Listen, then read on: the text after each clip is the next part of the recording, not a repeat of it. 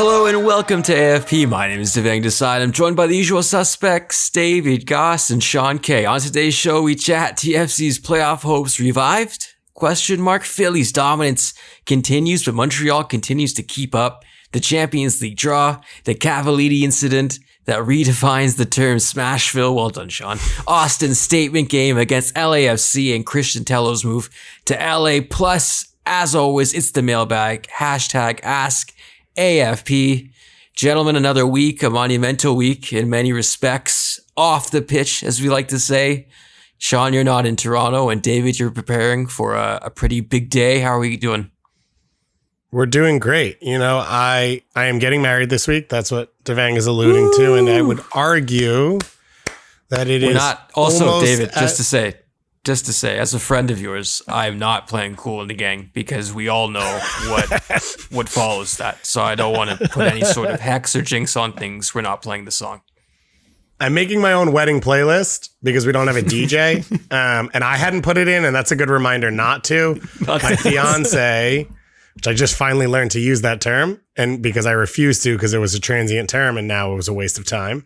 She has very specific views on what she calls a dance playlist, and like she basically has like a meter out checking the like beats per minute of every song, and if it's below a certain number, even if it's her favorite song on the planet, she's like, can't be done. Can't be played, which I debate. You gotta respect it. I'm losing. You gotta respect so it. My wedding started off with Kickstart My Heart, and it just declined from there, and it was a really great time. Did the marriage decline as well, or just the wedding? Just the wedding. It really set the pace to like sort of all of the older folks in the crowd who are like 50, 60, the grandmas, the grandpas. They're just sort of look around being like, what is going on? As they scream skydive naked from an airplane. And you're just like, yeah. And we started. It was a fun time. So I think the beats per minute would hit the list though. Okay.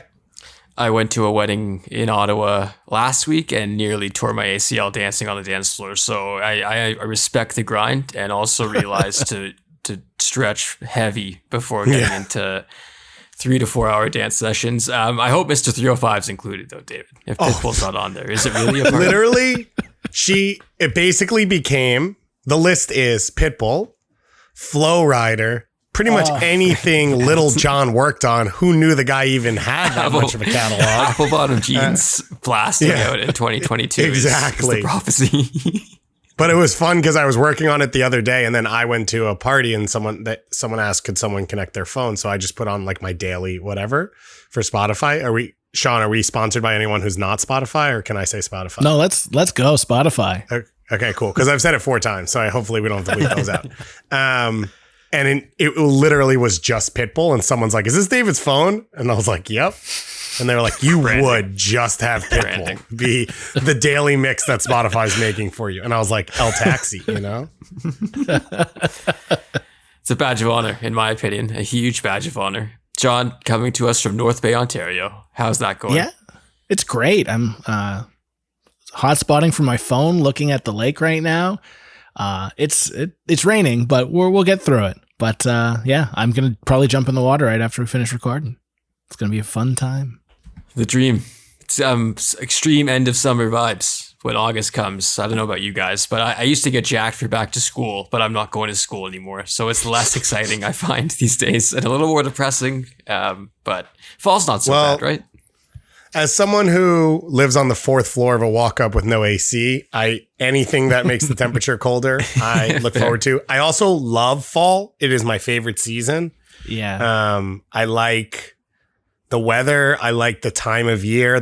I have the Jewish holidays, which are fun. That leads into Thanksgiving, which is my favorite holiday because you don't do anything. It's like the only time I watch football for like 2 hours, one time a year at this point for the most part. So I like all of those things, plus MLS stuff. It fits well into the schedule. I start doing a little college soccer. So I'm a fall fan. I'm a fan of the fall. You can call him Fallout Boy in some respects as well. Before we get to today's show, a reminder, we are on patreon.com/A Football Podcast. What you get when you join us there, it's pretty simple. You get the episodes a day early. You get them ad-free, but David, you also get access to our Discord, where I find it's an excellent place to chat footy all the time.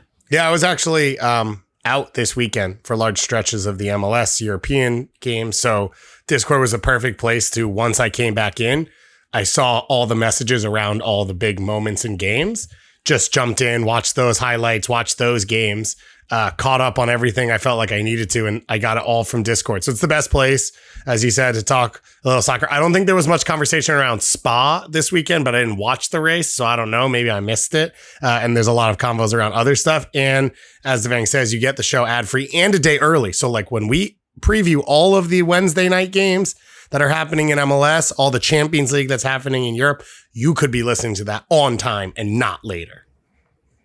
We avoided the Spa talk because it was crushingly depressing if you're a Lewis Hamilton fan, but we won't dwell on that at all. David was right. All of those things at your fingertips if you head on over to patreon.com/A Football Podcast and support us today. When we come back, a trip to MLS land. The Union keep rolling, but so do Montreal. Plus, TFC's faint playoff hopes live another day as they get set to welcome back Greg Vanney and the Galaxy.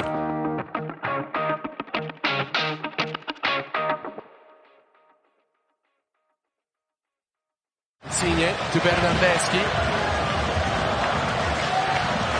Bernardeschi! And into the stitching. A clinical touch from Federico Bernardeschi has doubled Toronto's leads.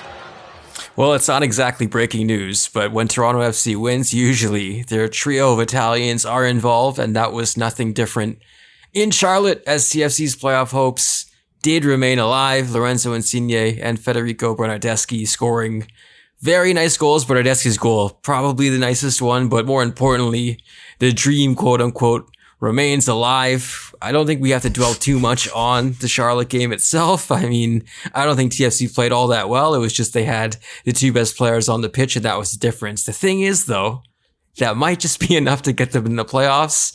The other problem is, though, that there's 800 teams around them, and they have a massive game coming up on Wednesday, in which should be probably one of the best atmospheres of the season, I think, on Wednesday night, because the Galaxy are coming to town, and Greg Vanney's coming to town for the first time since he left to take the coaching reins over on the West Coast. I mean, there's a lot of storylines here, but I think I was ready not to write off TFC, but we did. We did pretty much, David. We have said, I don't think they're going to make the playoffs, but this game on Wednesday is just so juicy for so many reasons. I think what stands out the most to you? I want to start with Saturday, and just say one, hope lives. They need to win every game.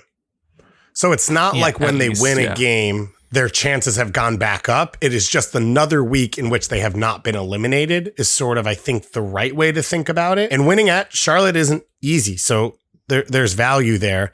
The two things I would mention, one, Jonathan Osorio didn't play because of injury. I have not heard anything specific. Has anyone? No, nothing. So that's something to note if you didn't notice. And then the other thing was they started DeAndre Kerr in Osorio's role. He got hurt. Kosi Thompson came in. But for the first time since the Italians arrived, about midway through the first half, Bob Bradley shifted Jadon Nelson over to the left and brought Lorenzo Insigne inside full time to play Nelson's role. That hasn't happened since Insigne and Bernardeschi have been here. They've both played those wide roles game in and game out that they've been on the field for. So it was a different look. I'm not sure it made them look better. I do think that Bernardeschi finds the game more and Insigne waits for it a little bit more. And I think Bob is trying to push the game onto Insigne because he's just too good and they're struggling for, health in other places for him to not be ball dominant. So I think that was kind of the thinking behind it.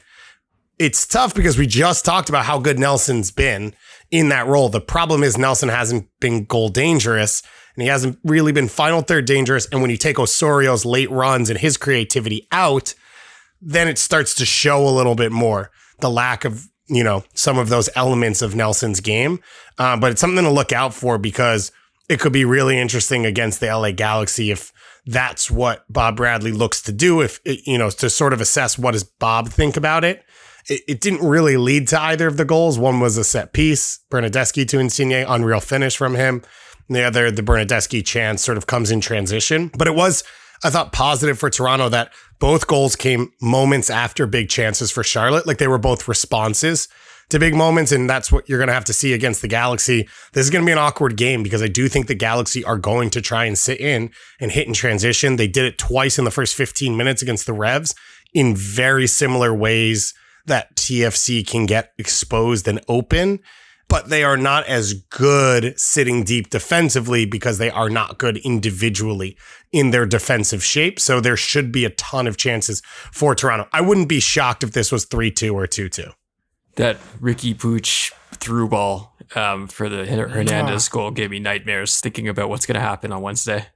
And is Michael tracking him? Like, is that the game plan? And that's not a knock on Michael, right? But that's just, this guy seems like a pretty high movement, wants to be involved. Yeah. Is Michael tracking him sideline to sideline? Then who's in front of the back four? If Brugman or Mark Delgado steps in, remember Delgado, I think, suspended for this last game, so he didn't even play. So he's going to be in there. He's going to have a chip on his shoulder coming back to Toronto. So like that's a huge factor in that role. Does Victor Vasquez get the start? Does Joveljic finally get a start as the second forward if it is the 3-5-2? There's a lot to think about, but I think the most exciting part is that Bradley Ricky Pooch matchup because they are two players who see the game in a similar way.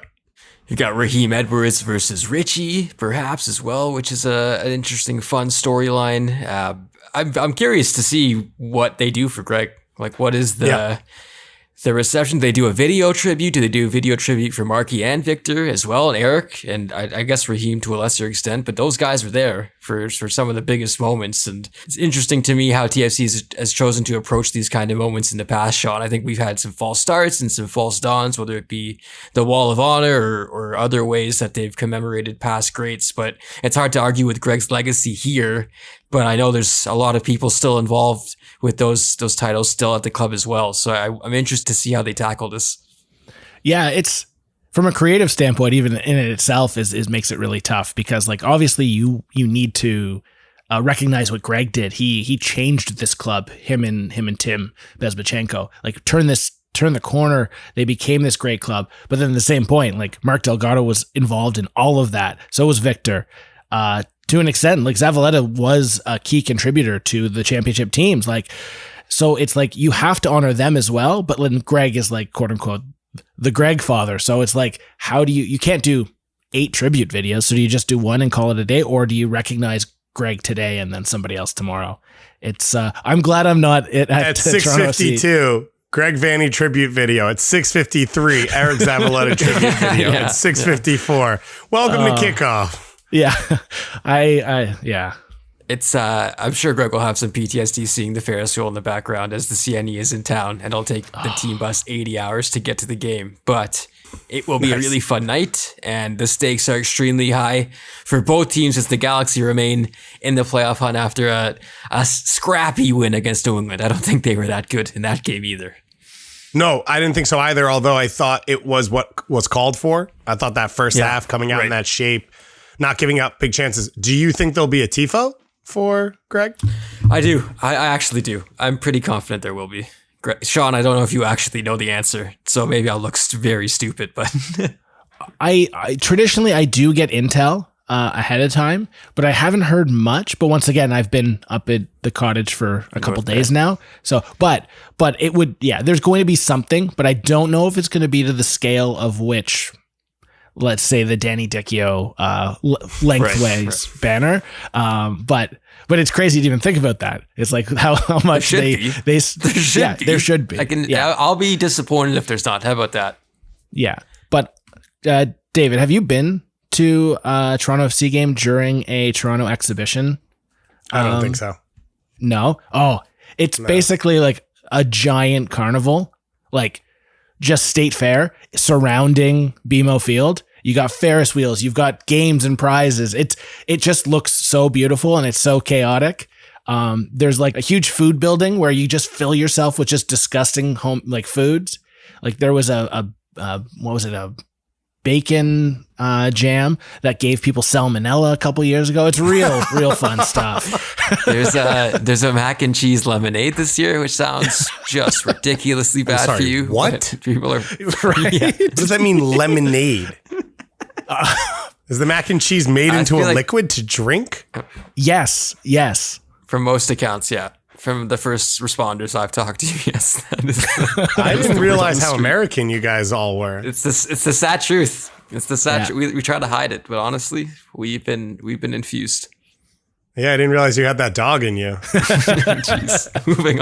Moving on to the cream of the crop in the Eastern Conference, the two leading lights. We talk about Montreal a lot on this show, but Philadelphia not so much. We're going to rectify that in a bit. But first to Montreal, Romel Quioto keeps doing his damn thing, but I think there was a lot to like for Montreal overall in their victory over the weekend. Is Malcone red card aside, which I think we can talk about how kind of weird that was and maybe not justified at all, but he scored a wonderful goal. Joel Waterman looked absolutely terrific again, which really is solidifying his case to go to Qatar. I wonder if we can talk about that for a bit, but I don't know what else there is to say about this team, David. I think that Wilf Nancy's tactical acumen is getting noticed by a lot of people, and this team that looked pretty good last year is building on everything that they did last year. And I think it's kind of rare to see sometimes in this league with player movement, et cetera, and movement in the managerial ranks as well. But this team looks like they know each other really well, and it's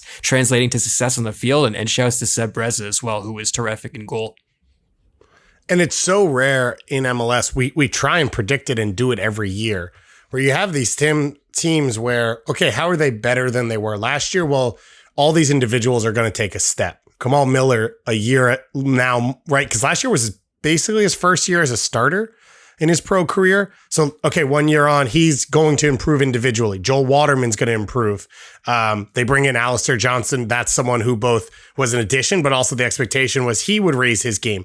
Georgi Mihailovic, Ismail Kone, Breza or Pontimus, one of them, Chouanier, all these players, the sell on Montreal being better than last year was one, they didn't have to live in Orlando for half the year and they didn't have to deal with the travel and all that BS. And the other was that they would just get better and level up.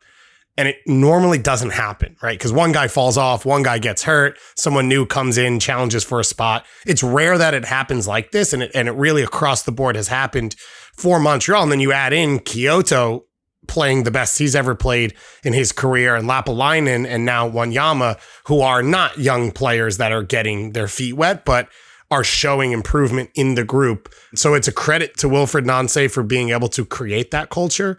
And that team, and we spoke with Wanyama on ETR a bunch last week and kind of did the why is Nancy good?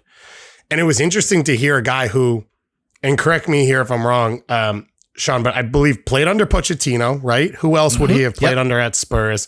I think played under Brendan Rodgers at some point. Definitely played under Neil Lennon. I can't put a face to the name of who he would have played under at Southampton. But elite managers, right? Globally. And he talked about Nancy's detail orientation and the way he uses video very specifically as if it was new for him or something that he was impressed by. And so to see a guy who worked under Pochettino say that about a guy like Wilfried Nancy just shows you how good he is at what he does. It's impressive stuff. Quioto, I mean, free kick superb, but probably not alone in saying I didn't see this type of season coming from him in terms of goal production. Kone, speaking of having that dog in him, looks like he will only get better. The commentary I think was interesting. I was listening to the Chicago broadcast, who was stunned that this was the second yellow as like a shove in the midfield. He chases him from behind and kills the flow of the play going forward, right? But like Kamal Miller's literally right in front of them, and it's not like there's a break progressing. I think it's on the verge of being. And if anything, Kone did not need to do that. Like I think it was just a poor decision. But for a second yellow, I thought it was a bit ridiculous that early in the second half. Yeah, similar to what we're seeing in basketball. I think it's not a professional foul where you're taking a goal off the board, but it is still. People are killing the game because they don't want transition moments to happen, which is when soccer is fun, exciting, and when goals are scored. And so I'm in favor of starting to turn some of those into yellows. I'm heavily in favor of legitimately giving yellows as second yellows because refs so often give a yellow 20 minutes in and then let the player make 9 fouls because they don't want to change the game just because it's not really a bad foul. It doesn't verge on the red. No, it's a yellow card, whatever that player is standing with. So I actually kind of been okay with all of that. Tony Meola, I think, is a little bit more old school than me. So he's kind of more no blood, no foul normally, which wouldn't surprise me on the Chicago broadcast. But I can understand a level of frustration. Like I understood Ismail Kone being frustrated, but you're on a yellow. Like you need to learn to be smarter than that. Totally warranted. And I mean, still a very young player, but oh man, I feel like he's going to be very, very good. And it makes sense that Norwich was poking around to see if they could get him now, because I think he can only grow from here. And a really, really impressive team. And I think we're running out of superlatives to describe them. In fact, the only other team in the Eastern Conference that has been more impressive than Montreal is the Philadelphia Union, who, based on their geography and the focus of our show, don't really get that much coverage here. And I'd like to say I want to apologize, but I don't. Get over it. I will say this though. What a team. What a fantastic team. Another thrashing of Colorado, who is really do. As a sports town, really dislike Philly. But we can get into that if we want. It's a great team. Listen, Colorado, I know we're probably done, and a combination of sales and injuries have kind of destroyed Robin Fraser's team. But 6-0, again, I think they're set a record for most wins by that margin by an MLS club. They only win by huge margins. They're doing things that nearly every other MLS club hasn't done. I didn't understand the record until Doyle explained it to me earlier today. This isn't in a season. This isn't a franchise's history in Major League Soccer. Does that make sense? So messed up. Yeah. So like ever recording winning margins by 6-0. Yes. So what Philly has done in the last 10 games is better than what the LA Galaxy, DC United, Columbus Crew, New England Revolution, Dallas have done in 27 years in Major League Soccer in terms of winning games by that margin. That is on a level so mind-blowing that I could not process it because I just assumed it was in one season, because there's no freaking way that Philly sets that record in a month and a half over these teams that have been around forever. I mean, think about it. Forget good teams. Think about how many bad teams there have been in Major League Soccer and how many teams have just gotten smoked on their day, and then they, in the 40th minute, don't give a shit and they move on and they're ready for the next game. Right? Exactly. DC in 2013 didn't get beat that many times. It felt like half of TFC's early games ended by that scoreline at the very least. So right? It's surprised as well. Yeah. Yeah. It's absolutely shocking. I mean, think about Minnesota United. They lost their first ever game 7-1, and there wasn't enough teams out there to beat them by 6 goals to set that record. Like, that is so wild. And it's so wild in that retrospect, or I don't know what word I would have even properly used there, so I'm going to move on. But then you move into the team they are. They are the best defensive team in MLS. That's the conversation. Their MVP is their goalkeeper. Their core is their center backs.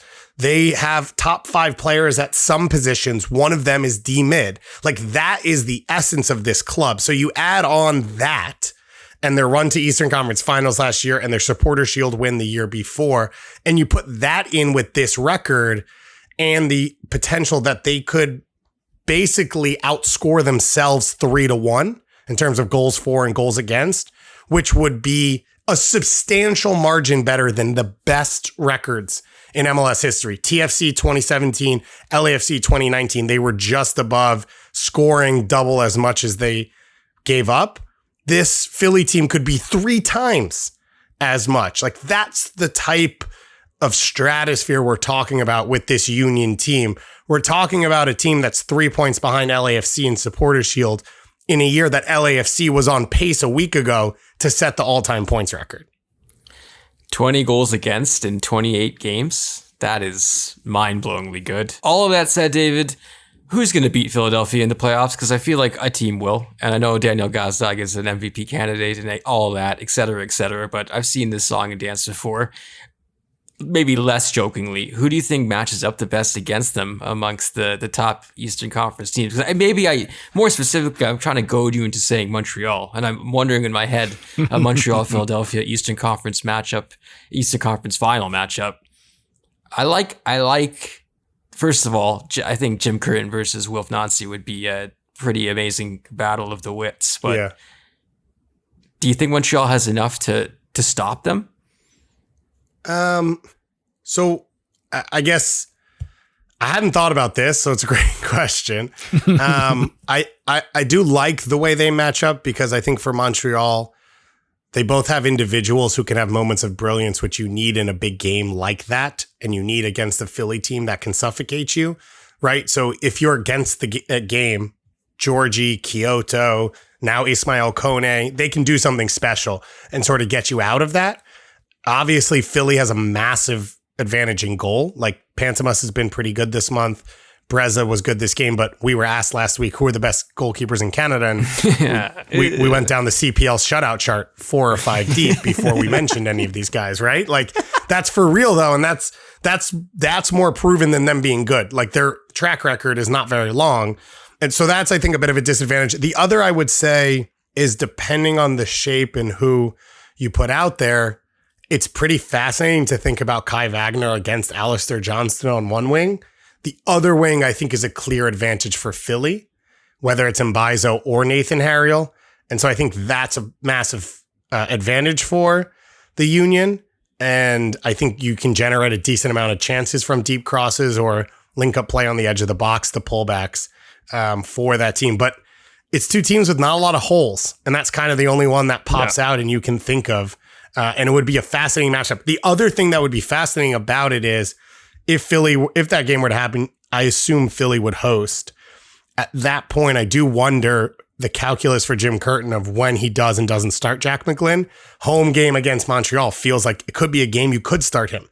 So that shifts the midfield. That changes the way they play, whether it's for Leon Flack or Jose Martinez, however he wants to sort of do that, which would change the calculus a lot as well.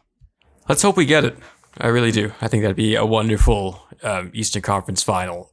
Moving on to the Vancouver Whitecaps, a very tough loss in Nashville, one in which Vanney Sartini felt it was necessary to apologize to the fans, which, long story short, you kind of get the gist of how things went at BC Place. But I think the biggest story coming away from this game is probably Lucas Cavallini's red card. A player who plays on the line, who I think needs to play on the edge. I get it. It's part of what makes him special and what makes him a presence in the front. But I think this is just him losing his head. And I don't know how long potentially this could rule him out for. But just in terms of repercussions going forward, do you think there'll be many, David? Like, I think we reacted in Discord pretty severely, and I wouldn't be surprised if there's supplementary discipline. But it's been a really weird year for him. And with the World Cup in the back of all of our minds, and I'm sure his too, I have to think this has the makings of someone trying to wrestle with his place, perhaps in the squad in Vancouver, but overall, just in general. Like I don't really understand this moment of madness from him. It doesn't make sense to me. Yeah, it does feel like the best soccer we've seen him play was when he first got to Vancouver, even with COVID and all the issues, and then the stretch at the beginning of this season when Brian White was hurt.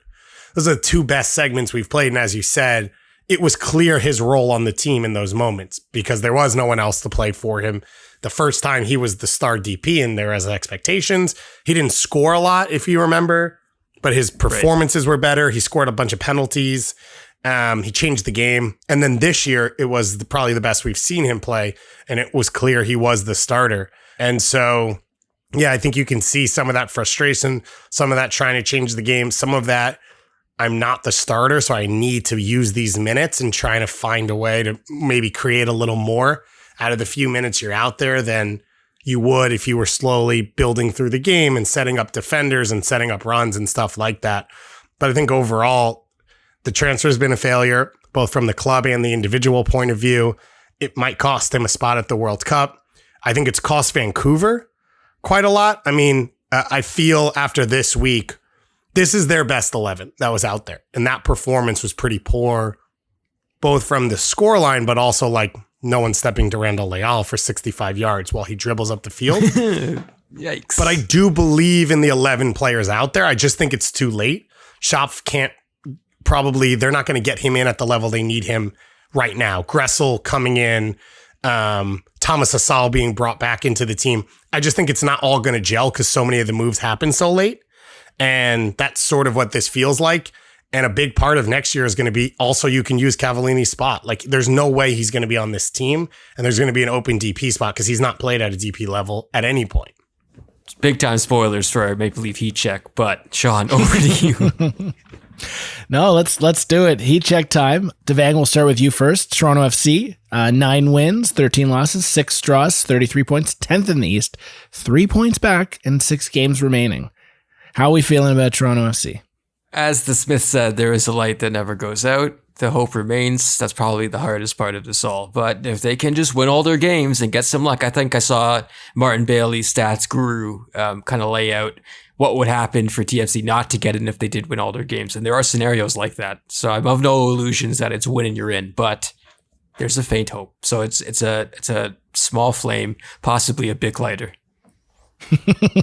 David, moving on to Vancouver. We just talked about them, but 9 wins, 12 losses, 7 draws, 34 points. 9th in the West, 2 points back, 6 games remain. There was a fire. The fire went out. So there is an ember left in the fire pit, but I do not believe there is any burnable material left there for it to light up on.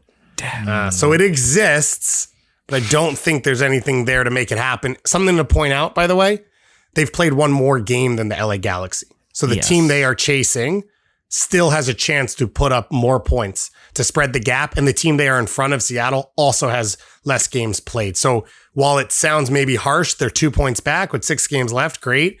That doesn't tell the full story.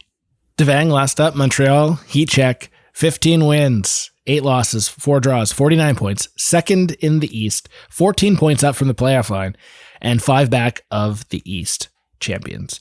7 games remaining. How are we feeling?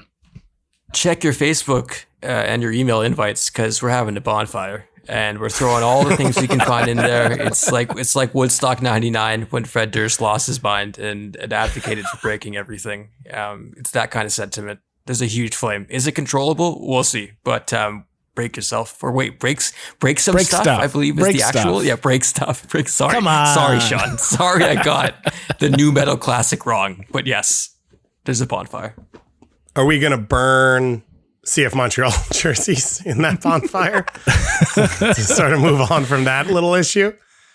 Moving on, MLS headlines. Let's hit up with some of these pretty quickly. David, Brian Rodriguez left LAFC this week with Christian Tello replacing him. Do you think Tello makes the club better, or is it sort of tit for tat? This pretty much the same club as before, just different player. I'd say in a vacuum, I think right now Christian Tello is probably more of an impact player than Brian Rodriguez. The question becomes Tello being better, but having to come in and get familiar versus Rodriguez being 2.5 years into MLS, but not being as productive. That's sort of the question mark. And I don't know that we're going to know that until we see Tello on the field, but you'd assume a guy who's played at his level with his experience, you can probably rely on him more in big games if he's able to figure out the level quick enough late in this season, which I think is why Tarantula was against this move, because he already knows what he has in Brian Rodriguez. I don't think Tarantula was against the move because he thinks Brian Rodriguez will be the elite game changer, but it's at least a known in a team that Chiellini, Bale, Buanga, like all these pieces are new, and you're just adding another unknown into that. But that front three, just in paper, is just absolutely wild. I love it. I don't even know what the front three is, though. Is it Arango? Is it Buanga? Is it Bale? Is it Vela? There's too many. Yeah, that's fair. But that's the rich get richer. It's pretty crazy. So Austin FC are Robin Hood, is what you're saying. Oh, they are. We'll get that after this one. But Devang, David's beloved Seattle Sounders pick up another loss this weekend, this time at the hand of Portland, with Portland, LA Galaxy, Seattle, Vancouver, and maybe Colorado chasing the final spot. Is this the Sounders' year to miss the playoffs? Devang? Seattle. Oh, poor David. No, I hope Under. Fight and win. You know what's weird? I kind of wanted them to make the playoffs after winning CCL because it would, if anything, further validate their status of being that team who was able to not only climb the mountain, but also take care of business in the league like they've done so many years. But I watched that game on Friday night against Portland, and I don't really see it. I think tactically they were outmaneuvered a bit by Savarici, kind of changing things up, and maybe unexpectedly so. But I don't see it. I don't see them making the playoffs. Famous last words as they go into an MLS Cup, but at this point, I don't think they will. Seattle Sounders, Toronto FC final. Oh my God, stop. I said last week that if there was a winner or a loser in that series or in that game against Portland, because obviously it could end in a tie, the loser was out. I'm still having trouble saying that. One, this Seattle team, again, is super talented and obviously won CCL this year. This isn't like, we know the core of this team has a history of winning big games. Can they do it again? This is like, this team won the biggest game in MLS club history this year. Can they do that? The other thing is this: at Orlando on Wednesday, home to Houston this weekend, home to Austin, at Vancouver, home to Cincinnati, and then closing out the year at SKC and home to San Jose. So in my mind, even though Seattle is outside the playoff line, they still do control their destiny of if they win, they will make it because teams will make mistakes ahead of them. And this, to me, is a very winnable segment of games for Seattle to do that. Okay. Sean's mad. No. Sean's hatred cannot let him see this clearly, so he's stumbling. Oh, man. I agree, by the way, with Devang that it would be unfortunate if this team won that trophy and made history and sort of solidified themselves, and then they've never missed the playoffs in their MLS history. So I think they just need to make it. I don't think anyone will remember if they lose early or late in the playoffs, right. Whatever. It's just keep that run going, have had a quote unquote successful MLS season the year you won CCL. Fair enough. Moving forward, we talked about it very quickly, but Austin put the league on notice on Saturday, humiliating Supporter Shield favorites 4-1, with things heating up a little bit in the middle of the game. What do you guys think of the game in total? And is this the two teams that we expect to be battling to go to MLS Cup come late October? I think this was one of the great MLS regular season games. Mm-hmm. I think we'll look back and talk about it for a while.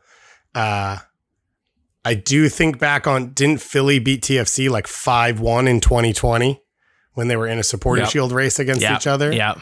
That had this feeling of like an unchallenged, untested team trying to prove themselves in the biggest game of the year, playing as well as you possibly can, and just resetting the idea of where they stand, where those other teams stand. Like, I'd argue Philly, although they obviously won 6-0 and set that record, they had a great week because it brought LAFC into question and put them back in the Supporter Shield race because of the way Austin played.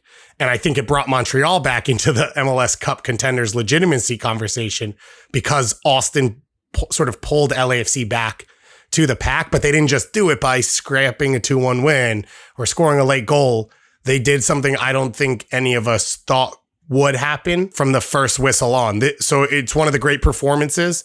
It's one of the great games. It was an epic event because Q2 is such a legit place to see a game and even from TV sort of experience it. And even with that fight, I think it showed a team that has a possession-based identity, which a lot of people associate with softness, show that grit and a little bit of that fire. And that's all without the DP and Rigoni even being on the team. So it was a massive game. And there's no question now that Austin is third on the MLS Cup contender list, if not for some people, maybe even second. And whatever happens in the playoffs, they're going to be the favorites in every game they play, potentially even against LAFC. Ooh. Pretty wild to consider.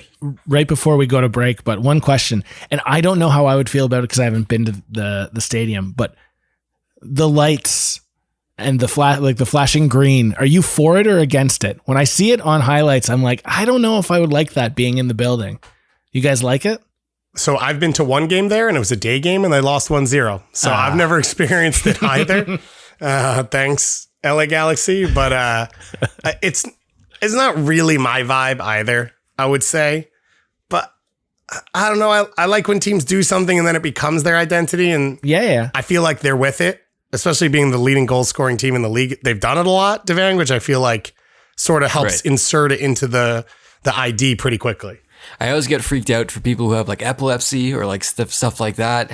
But there must be some sort of checks they go through, so that's not. I don't know if there is, to be clear. Which is terrible. If there's not, then I'm not down at all, because I think that is my my fear when I see stuff like that. So I'm against it then, if that is the answer. Well, that's it for this week in headlines. All right, coming up after the break, we return with some Champions League talk with the North American focus, Larin, Davies, Des, Pulisic, McKinney, and more after the break.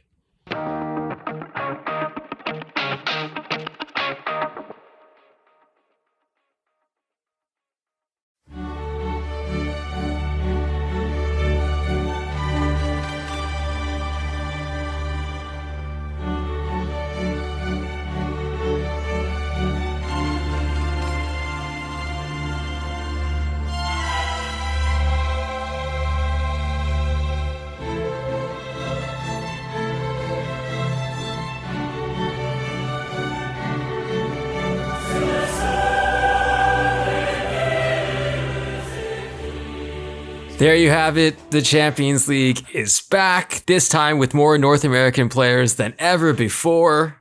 Yes, it's time to talk a bit about some European soccer, aka football, but with an American and Canadian twist. First off, the Champions League draw itself, all of the pageantry that you've come to expect with some of these events was there. It took way too long. There's some awkward awards presentations, which I bet a lot of people forgot was happening at the same time. So it was like Millhouse waiting for Poochie to get to the fireworks factory. They never got there. It was a lot to get through. I like Pedro Pinto a lot, one of the presenters. But overall, what do you guys think? Generally, I think these things should be shorter, but I also understand that there's a lot of marketing and sponsors to appease. So I'm not going to wave my fist at the clouds too much. Yeah, draws are draws, right? I will say the song just now, I am dripping sweat in a 97-degree room, and I got chills anyway. That's how strong that brand is. So congrats to the people who made that song for like the 5 millionth time. But I don't know. A draw's a draw. I had it on. I wasn't paying attention. I probably got most of my reaction from Twitter, like as it happened, than I do from the thing I'm physically watching and not paying attention to. I think I stand on that side as well. I do like complaining about stuff, though. Who doesn't? And it's what Twitter is for. So I understand that would be the outlet to wax poetic about how much people hate the draws. But I do think the awards with the draw is a bit clunky, and I don't know if the people getting their awards really get their due, if that makes sense, because it feels like a bit of a sideshow. So I think that could be done better. Yeah, I could understand that. It's also one of those where it's like, do we value these awards? Do we value the Ballon d'Or? Like, what's the bigger thing? I feel like those awards are somewhat new, so I kind of am still like I'm never gonna say it when I'm talking about a player, right? When you're debating, is this player better or worse? What was this player's career? Like, you're never going to bring up the UEFA awards they won. Right. That is not the barometer of greatness. But through that pageantry and drawn out ceremony, we did find out who's going to play who. Some very spicy groups, but like I said, maybe to focus on some of the Canadians and Americans playing, we do get Dest and Davies in the same group. That group overall looks like it's probably the best one. Bayern Munich, Barcelona, Inter Milan, and Victoria Pleasant. Alphonso Davies has a ridiculous amount of trophies, and I know Bayern is kind of setting their own course in the Bundesliga, and it's really about the Champions League in some respects, but they do look like a different animal with Mane as well, and Alphonso Davies is a big part of that group still, whereas it doesn't seem like Serginho Dest is in Javi's plan at the moment, DG. I don't know if that's going to change, if he has some time to get out. The window closes in a bit, but What's the vibe there? The vibe is that he will not play for Barcelona. So if somehow magically he stays on the team, he just won't be a part of it, which is a catastrophe. I'd be shocked if he is there. And it sounds like Man U's most likely. Wow. You know, Ten Hag has a background with him coming from Ajax. Feels like there's space there for him to play. Of course, he is 2-footed, so he can play both sides. He is probably a better attacker than many of the attackers on the planet. So, you know, you can play him higher up the field. You can play him as a wing back. His defending 1v1 as a fullback is questionable, but he's going to have to learn it at some point. And clearly he's good enough at things that people still value him. So, you know, it sort of will be the same. But that's been the rumors. Obviously, things have turned around over the last 2 weeks for Man U. So I think that could go in two ways. One is, okay, now Ten Hag will sort of get the backing he wants because he's settled things and there's confidence in him. The other is, things have settled in. Actually, we don't need to spend as much money. Obviously, the Anthony thing probably affects all of this as well. So it'll be interesting. It'll be odd. It's not ideal. Dest has still performed pretty well for the US when he's had this flux at Barca in his career already over the last year and a half, 2 years. But Xavi's handled it so poorly and it's been so weird. Like Xavi straight up has spoken about him confidently and then a week later been like, he'll never play for me again. And it's like, what the hell is going on? He's not the only one either. He's not the only guy he's done that with either this summer. Yeah. Very weird. It's a shame. And I hope, even as a Canadian and with a penchant for rooting against the Americans, I hope they figure that out, because it'd be a shame if he was just buried for no discernible reason other than maybe not fitting into these exact plans of Xavi. And it'll be interesting because I think he's by far the starter, but also Yedlin's been good this year. And Scally's starting now, again, even though he's probably not in the pool. He could be.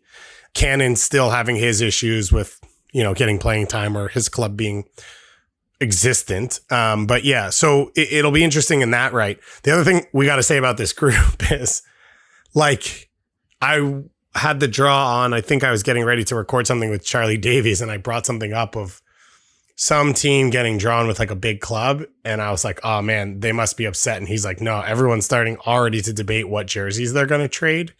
And you watch the video of the Victoria Pelzen players as the draw happened with their families. And it's like, oh, we're playing Bayern. Oh, we're playing Barca. Oh, cool. We're playing Inter Milan. I thought it would be a train wreck of an experience, but it seems like from other players I hear, it's like, if you're in Champions League, you want to play these teams anyway. That's so why the hell not? Right. Love it.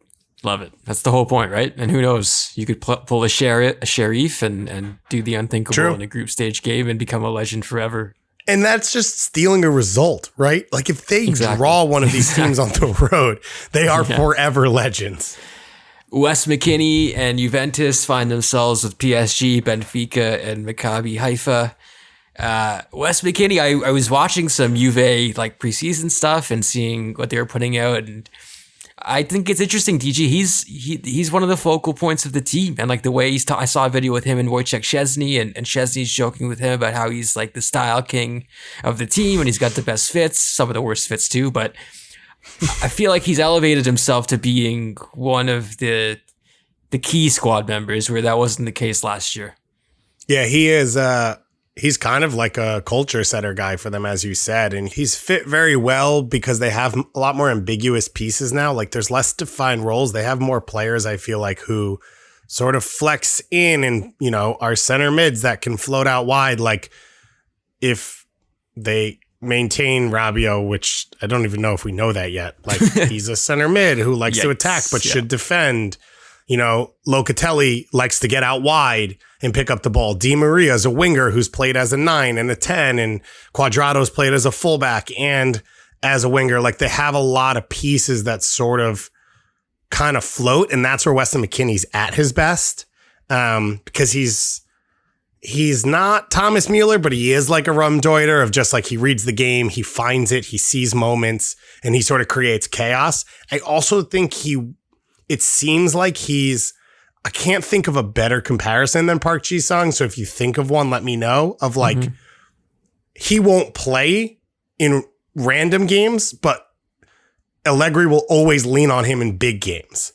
And it's like, it's not that he's the established starter, but in those big moments, there's trust with him that there isn't with other guys who are getting chances against Sassuolo or Benevento or whatever. But like Champions League, you better believe Weston McKennie's going to be on the field. It's cool. It's awesome to see. I mean, he hasn't been smooth sailing, and I think that's part of being a young player as well, but he's finding his place there. And that's a huge game against PSG with a boatload of stars on the other end, which should be especially cool. Group B. Also, just don't forget, Josh Cohen, starting goalkeeper for Maccabi Haifa. He is an American. And Franny Perot, a former Northeastern University Husky before he transferred. So I guess shout out to my school that let a good player go. And he's Haitian international, left from the Super Draft, didn't play in MLS, went to Belgium, sort of made the rounds. He scored for Haifa in the first leg of their playoff to get to this round, which I don't know if you saw, but Red Star's own goal to put Haifa through was an absurd moment, and I feel very bad for whoever it was that did that. Big yikes, especially with that much on the line. Ugh. I don't want to make assumptions, but I feel like Red Star probably has scary fans. You don't want to be the own goal guy on that team to keep them out of Champions League. Some serious ultra business, no doubt. Group B, Group B. It's like a Group A. I tried to make a Canadian joke there, but I feel sick just saying that, so nice. I apologize to everyone out there. But there are a lot of Canadians here. Eustachio, Larin, Buchanan, Atletico Madrid's here, Bayer Leverkusen's here. I mean, Porto for sure. I think Club Brugge, I'm not sure about, but this seems like it's a doable group for a couple of clubs that, I mean, Bruges being what they are in Belgium and Porto being the standouts of Portugal on a repeated basis. I see a chance for both squads to get through, but I think I'm more curious about seeing how all three of these guys, factor in. I wonder about Eustachio. I think the contract he was given in the summer indicates he will be a squad player at the very least going forward. And Larin and Buchanan, the injury issue with Tejan, I think, is the biggest concern I have, but I could see both clubs having a chance to get out of this group, Porto more likely, but I'm curious about all of these guys on an individual level more so, David. Yeah, I agree with you. Obviously we've had Ali Platt on this show a lot. I had him on my other show last week. We kind of did like a summer transfer window review for Canadians. And I thought he made a good point, which was like, Eustachio is not a starter, but he's not playing 5 minutes. He's playing 35 minutes per game. Like, even as you said, with the contract and like that sign of confidence, even not being a starter, he has already gained sort of a space in the club this year than he did last year. So I don't worry about him. And I think I agree. Like, the one nice thing about this group for both Bruges and Porto is like Atleti doesn't really blow you out. Leverkusen, the same. So like they'll get every game they walk into, both teams will have a chance. And I think it'll feel like that through the game. Getting out for Bruges probably a step too far, but you never know. And I think Porto, it's legitimate for them to assume that they're on equal footing with those other two clubs and can, if they take care of business at home, they can get to the next level. So I think it's an exciting matchup. Buchanan needs to get back. Larin needs to get on the field. Like, that is, How worried are you? We did this 2-3 weeks ago and nothing's changed since then. Just jumping in here, I thought I saw Tejan getting back to training today. That was something that, once again, I follow Tejan on Instagram, but he was back in training with the team. So, breaking news, Tejan's Instagram. I think he's back training. He should be back on the field soon. I feel like a bit of a dummy for the Larin thing. I mean, he came on as a sub again this weekend, or last weekend, and I think he did as well this weekend. He did, yeah. So he came on as a sub last Friday as well in another Club Bruges win. I feel like he still has time to work out, obviously, but I did kind of shrug it away as a concern, considering I thought he would get into play substantial minutes right away, but clearly that hasn't been the case. I'm not worried yet, though, and I feel like there'll be some more opportunities for reps with these extra games in the Champions League. But yeah, that's not great. It's not great, and I think Tejan getting healthy is a huge story heading into the fall. To wrap up here, a couple Americans who have had a tough go of it for different reasons. Gio Reyna. This is a question of, can he get back into the squad for these games for Borussia Dortmund? not a make or break year maybe for his career, but for his time with the club, I feel like perhaps it is David at 19. And then our Chelsea man, Christian Pulisic, who is not in Thomas Tuchel's immediate plans at the moment, but I do think that could change. Very interesting times for both players, and at very important times in their careers as well. Yeah, 100%. I mean, I just don't even think it's worth talking about Gio Reyna until he can play, and we hope for the best, but there's just no way to know. On Pulisic's side, I think there's as good a chance he plays in this for another team as he does for Chelsea. Like, Chelsea, you lose to Leeds, he still doesn't play. Like, it feels like bad things have happened and other guys have kept their spot, and I don't blame Tuchel. Like, I trust Sterling. I would play him, especially if I just paid the money to bring him in. I trust Mason Mount. I'm a fan of Kai Havertz's game. I know it hasn't been as successful at Chelsea, but obviously, I guess they spent on both of them, but it just feels like it's been made clear with Pulisic. And so Tuchel just made a comment saying they need more players. Like, he asked for signings, I think, this morning or yesterday. So if that's the case, one, he's saying, like, forget it. I don't have the players, and Pulisic's not even playing now. But two, your hope would be they want to recoup some of the money to make it, similar going in and coming out. And Pulisic seems like he'd be the first one up for that sale. The window closes soon, at least in some parts in Europe. So they'll have to make a decision as we get towards the end of August. Just quickly, the CONCACAF League Pacific with a Herculean effort against Herediano, one of Costa Rica's giants. Pacific falling on penalties, but not going down without a fight. I think that the equalizer in the 89th minute, down a man, was one of the highlights in CPL history in terms of vibes and just quieting a pretty raucous crowd in Costa Rica, but falling in penalties, no shame in that. How does this run stack up compared to some of the other runs we've seen in CONCACAF League, mainly Forge, David? I think it was impressive for many reasons. Distance travel, just one of them, but the fight this team showed under circumstance. We talked about Pacific this year. I mean, a new coach and coming off a championship season, following it up with a pretty strong performance in the league was really impressive. It is. It's as you said, further travel than anything Forge did just in one specific trip because it's so far south. It's obviously a legitimate soccer culture, and so there is that like energy against you and sort of that experience. And then you got to wonder, like, what would have happened if Diaz was on the field, right? For the second leg, you're missing your MVP after you lost Terran Campbell and the winning goal scorer from the final and your coach last year. So yeah, it's been a lot. I would argue that Herediano, the way they're constructed right now, are probably better than any of the teams Forge played last year. But it's not a massive difference between Santos de Guapiles or Marathon or CD Foz. Those are pretty big, or excuse me, Matagua, I think. Those are pretty big clubs from similar levels, but Herediano is probably a step above all of them.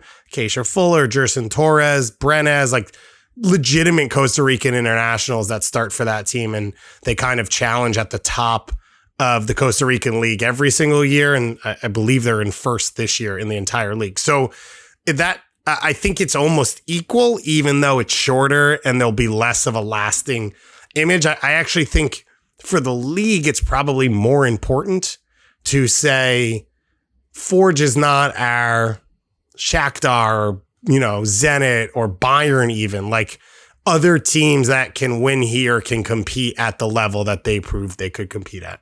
That's exactly it. And on a week where they've got a new commissioner and there's more and more plans to keep growing this league, having this result in your back pocket and being able to show this to the wider, maybe not just soccer viewing public, but the immediate businesses or people around in the community, in order to get them to buy in, you can show them these kind of things and show them the reach that clubs and this league does have. So all in all, a great run for Pacific. That's it for our Champions League roundup. When we come back to wrap up this week's show, it's the mailbag, #AskAFP.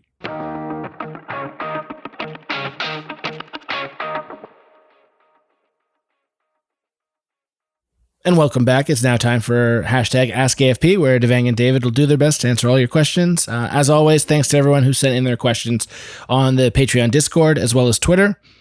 We're starting with a bit of red card conversation, but Tim B asks, with the Pozuelo boot to the chest, what are you guys, what's your favorite, most memorable red card that isn't the Zidane headbutt? I will go first and say I think it's the Luis Suarez handball in the 2010 World Cup. No. Favorite or most memorable? Memorable. Most memorable. Okay. Yeah. Super weird, obviously massive stakes. Everything that followed after Asamoah Gyan missing the penalty and Uruguay going through.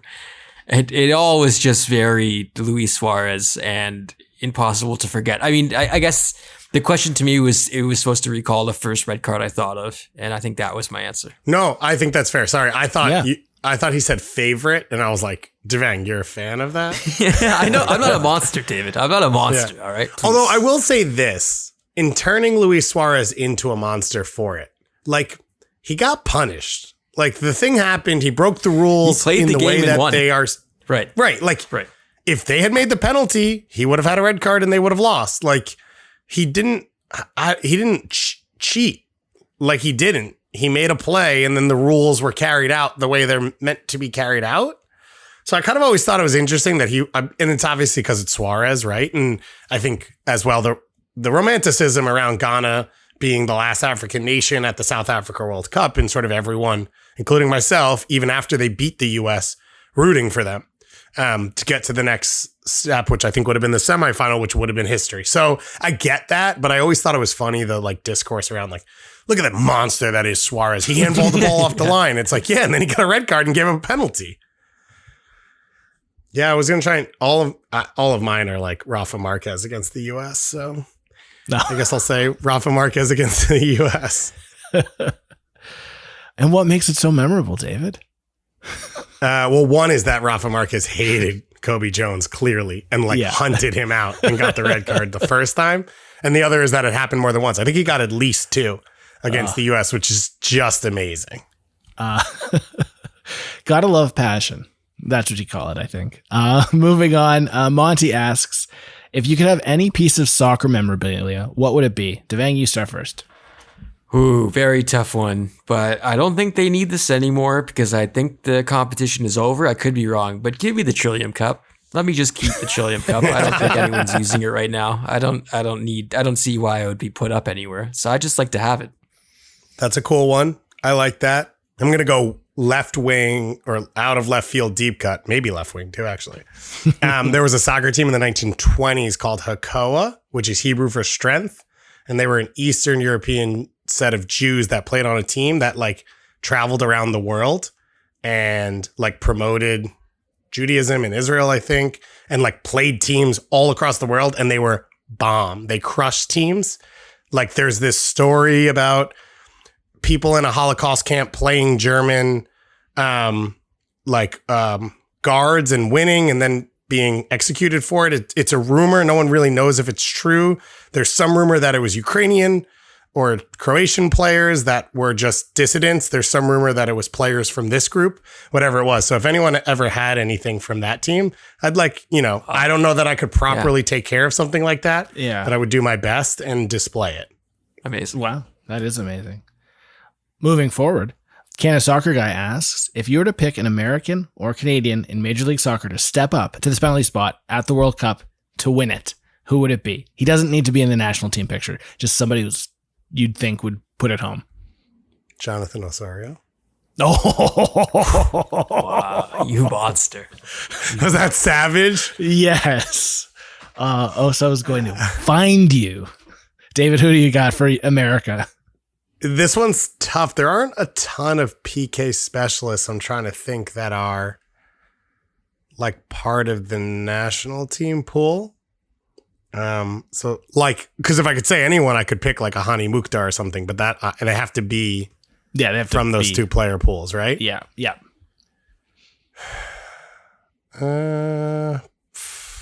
One shot for all the glory.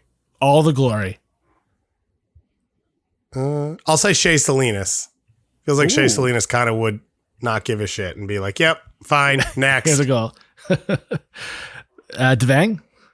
I was going to pick Fulham All-Star Tim Ream after his superb performance against Arsenal. He was rock solid back there.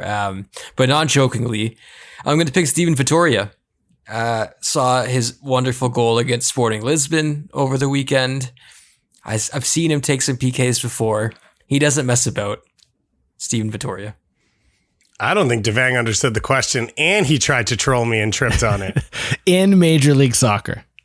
League Soccer. I misunderstood the question. Okay. Well, now that I've bottled the question, I will say. You know who I wouldn't pick? Devang. Yeah, that's fair. I wouldn't either. Oh God. Okay. It's not that easy. Give me Tyler Pasher. Oh. Yes, love that. Devang's secretly pushing the Pasher to Qatar train, like literally single-handedly. Trying to get this back on the rails, but it's tough. I'd pick Jordan Peruzza, the dude from the penalty spot. Once again, he hasn't earned a minute in Major League Soccer, but when he sits in the penalty spot, he is just deadly. And he would be the guy I'd put the World Cup hopes on. He doesn't care. He'll score. Last week when I did that Canadian transfer show, I was like, texted you guys, like, did I forget anyone? And Devang brought up Tyler Pasher's being released from Houston and signing with the New York Red Bulls. That's how committed Devang is to this People need to know. The people need to know. Got a weird one from Matt V in the Discord. He's like, what would be the best Major League Soccer Halloween costume? Ooh. He gave examples of Alex Florida Man Pozuelo or Lucas the Skull Crusher Cavallini. Devang, you go first. We didn't talk about Paz's red card much, but what the hell was that, by the way, either? I don't know what was happening there.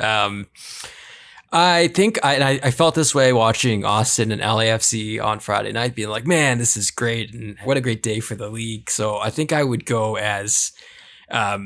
remember Rob Lowe went to that NFL game, but he just wore a hat that just said the NFL logo because he was just there, I guess, as an ambassador. I'd do that, but I just have an MLS hat and I just be an ambassador of the league and just love the game and want to see everyone have fun and have a good time.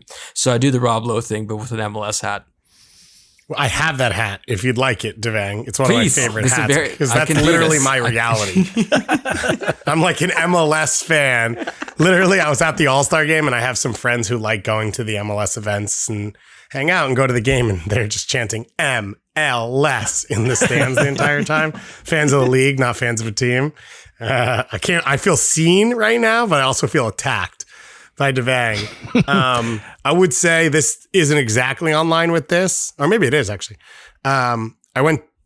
This is about to expose everything. I went to a Halloween party once years ago, and many of the people there worked at MLS, and so there were some pretty great ones. One person came as the ghost of Chivas USA, which I always thought was a really great one. That's good. That's good. So that kind of stands up. This is no longer as relevant, but it was right when Ali Curtis had taken over at Red Bull. So it was probably 2014, 2015. Someone showed up as Ali Curtis with a 500-page plan. Because if you remember, that was like the big thing. He had his binder and everyone called him corporate and all of that. Those are two of the better ones that were there. And I think the Chivas USA one, it stands even better now with the like existence of LAFC because it's even starker how bad a franchise they were. Moving forward, what's your take on BMO Field's latest renderings for the World Cup? If people haven't seen it, it's very similar to what they did for MLS Cup. So they'll have a second deck behind the south end, and then a new sort of erector set on the north. But they're all sort of like just metal construction bars. It's not looking good. But the north one fills in the empty space that sort of exists right now, right? Correct. Like, it's not that it's behind that. It's going to replace it, and the seats will be right up against, like, the back of the goal, right? Yeah. Okay. Yeah, that's what I thought. All I saw was, like, 3 drawings, not very detailed or close up. Yeah. In general, I get any complaints. It's like one of those things, chicken or egg, right? Well, you have to have history, but you have to generate history. But when you do things for the first time, people make fun of it. I like stadiums that come out of necessity and not like, okay, let's pick an open spot, right? That's what Fenway Park is. Like, you built the wall because you didn't have any room.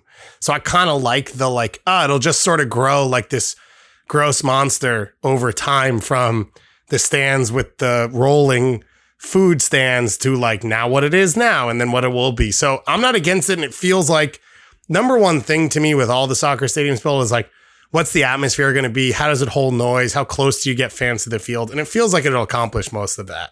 Yeah, I'm not sure if I'm looking at the right ones in terms of the latest renderings, but from what I've seen, I know it doesn't look that aesthetically pleasing, but I will say I went to York University in Toronto recently to watch a tennis tournament, and they have some new, it's not exactly new, but they erected some stands to kind of add seating and create more of like a stadium feeling similar to what they have in New York with Arthur Ashe. Like it doesn't look that great aesthetically, but when you're in the seats themselves, it's quite excellent. And I feel like ultimately when you have people filled in there, it will look okay.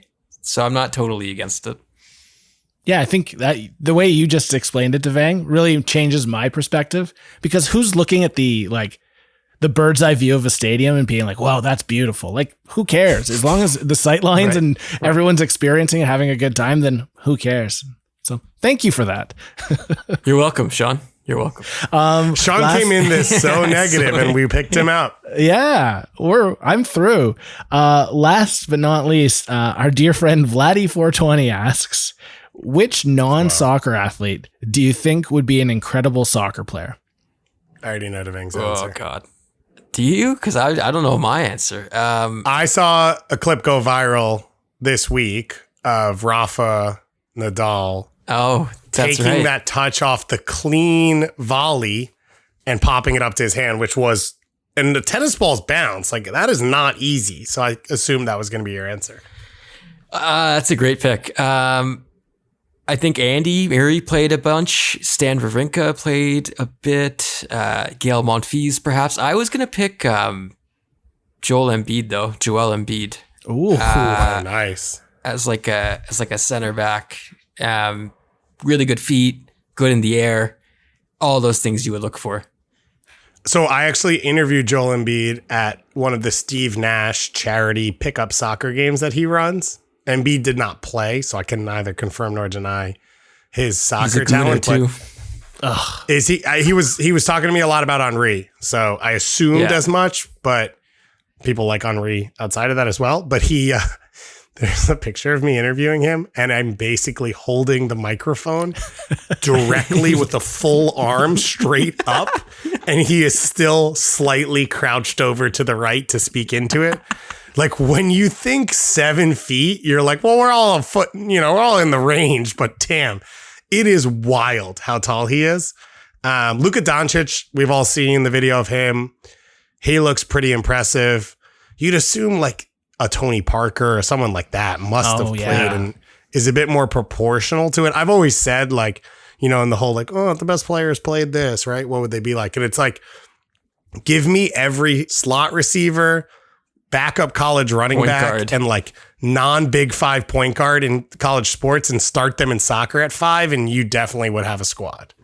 I believe it. Great question. Great questions, everyone. And another jam-packed edition of AFP. Before we go, a reminder, if you could be so kind to rate or review this podcast, that would be incredible. Plus, hit us up on Twitter at A Football Pod.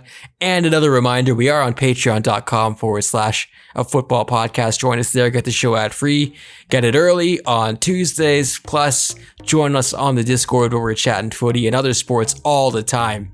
For producer Greg on the ones and twos, and for David and Sean, thank you so much for listening to AFP. We'll talk to you next week.